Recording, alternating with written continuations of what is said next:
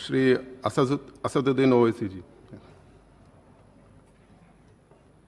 मोहतरम जनाब चेयरमैन साहब, आपका बेहद शुक्रिया कि आपने मुझे एक अहम दस्तूरी तरमीमी बिल पर बोलने का मौका फराहम किया। मोहतरम चेयरमैन साहब, मैं आपकी जानिब से बरसर इख्तिदार जमात को मुबारकबाद देना चाहता हूँ कि आज उन्होंने जो दस्तूरी तरमीमी बिल को लाया है, आप शाबानों के उस कानून के लाने के नक्श कदम पर चल रहे हैं। मुबारकबाद देता हूँ आपको और उम्मीद करता हूँ कि इसके बाद बरसर इख्तिदार जमात के जिम्मेदारों की ज़बानों से बार बार शाबानों का जिक्र नहीं होगा, क्योंकि ये आपका दस्तूर में इस बात की इजाज़त है कि सुप्रीम कोर्ट अगर कोई फैसला देता है तो सरकार को इस बात की इजाज़त है कि वो उस फैसले के ऊपर कानून बनाए जो आपने किया। तो इसलिए मैं कह रहा हूं कि आपने शाबानों की रिवायत को बरकरार रखा, आपको मुबारकबाद। दूसरी बात यह है जनाब चेयरमैन साहब के बड़ी बड़ी बातें हुई कि ओबीसीज के लिए सरकार है। मैं इसको डिस्पेल करता हूं, एक्सपोज करता हूं। ये सरकार ओबीसीज के लिए नहीं है। क्यों नहीं है? National commission of scheduled caste, national commission of scheduled tribe जो है 338B में उनको जो इख्तियार दिया गया है वो प्लान एंड पार्टिसिपेट करने का। आप ओबीसी में एनसीबीसी कहने के खाली एडवाइस करना, यहां पर प्लान और पार्टिसिपेट है ही नहीं। तो ये आपका एक्सपोज करता है आपकी हिपोक्रेसी को और आपकी मुनाफिकत को। दूसरी बात यह है कि रोहिणी कमीशन ने कहा कि 10% ओबीसी 50% रिजर्वेशन को हासिल कर रहे हैं और 20% जाते हैं, इनको कुछ नहीं मिल रहा है। तो सब कैटेगराइजेशन क्यों नहीं कर रहे आप? अगर आप ओबीसीज के लिए हैं तो उन मखसूस कास्ट के लिए आप हैं, आप तमाम ओबीसीज के लिए नहीं है। ये आप ही का रोहिणी कमीशन ने आया है। तो सब कैटेगराइजेशन आप करेंगे नहीं करेंगे? तीसरी बात यह है कि सर ये कैसा बात है कि अगर रियासत तेलंगाना में जो मुसलमानों की बैकवर्ड कास्ट है उनको रिजर्वेशन मिलता है मगर सेंट्रल लिस्ट में उसका जिक्र नहीं होता।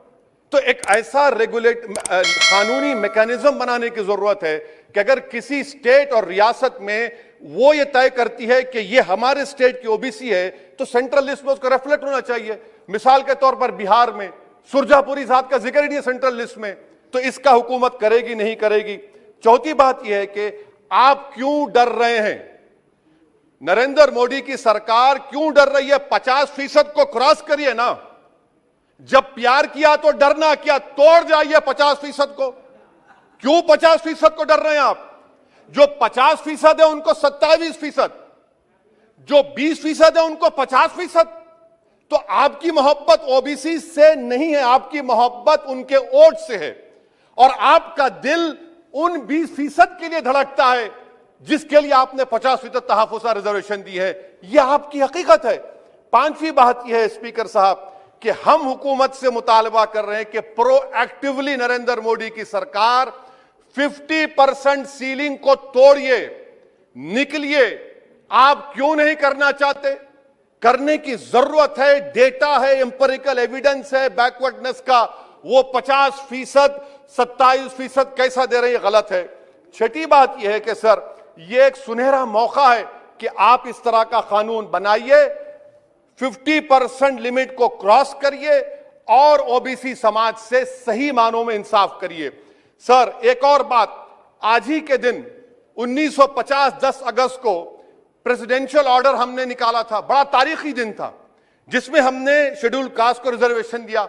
मेरा हुकूमत से मुतालबा है, मैंने कांग्रेस की हुकूमत थी वहां बैठता था मैं, आज यहां बैठकर भी तीसरी मर्तबा कह रहा हूं कि 1950 का प्रेसिडेंशियल ऑर्डर रिलीजन के बुनियाद पर बनाया गया जो राइट टू इक्वालिटी के खिलाफ है, जो राइट टू इक्वालिटी के खिलाफ है।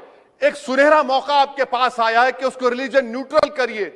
जब शेड्यूल्ड कास्ट में हिंदू, बौद्ध और सिख आ सकते हैं तो दलित मुसलमान, दलित क्रिश्चियन क्यों नहीं आ सकते? सच्चर कमेटी गवर्नमेंट की कमेटी, उसमें जिक्र लिखा है।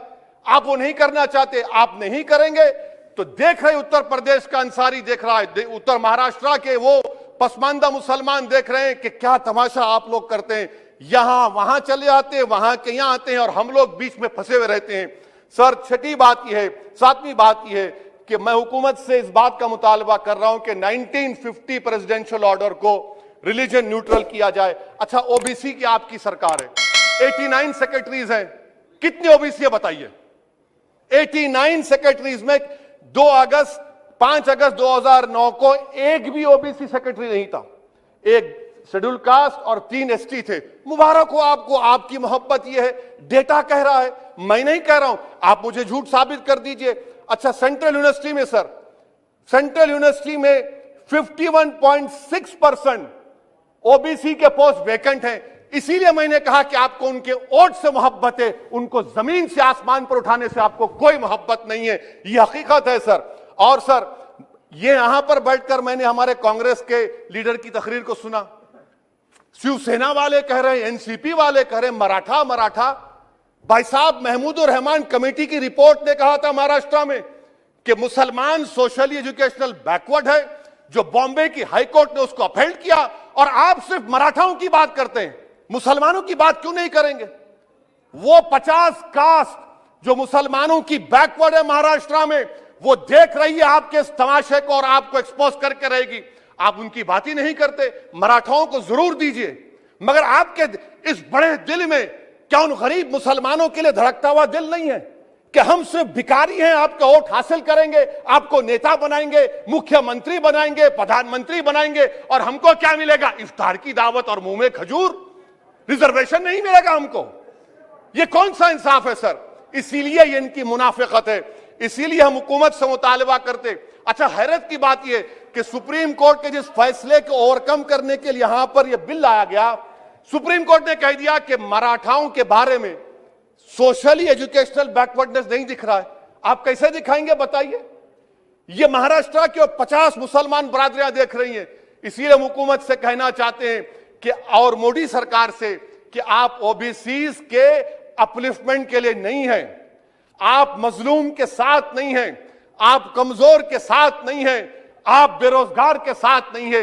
हां, एक हकीकत है, आप ताकतवर के साथ थे और ताकतवर के साथ रहेंगे। आपको वोट की जरूरत है, ओबीसीज और वो जो मुसलमान बरादरियां नीचे, उनको उठाने की जरूरत नहीं है। स्पीकर साहब, यह बिल यकीनन अच्छा है, मैं इसकी तारीफ करता हूं। और गालिब ने बड़ा खूब कहा था कि यह जो तमाशा मैं देखता हूं कि बगीचे अतफाल है, दुनिया मेरे आगे, होता है सब शब रोज, तमाशा मेरे आगे। शुक्रिया सर।